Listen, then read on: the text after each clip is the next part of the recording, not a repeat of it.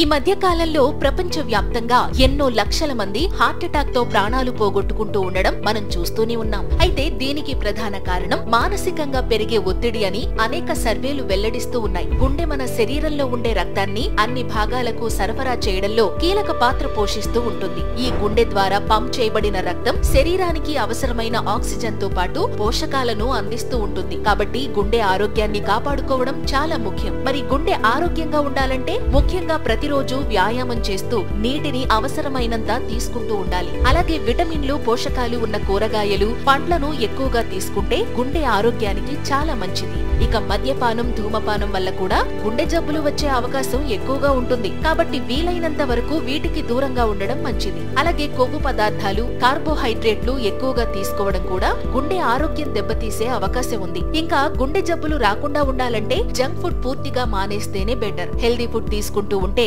Healthy life lead చేసే అవకాశం ఉంటుంది. Thank you.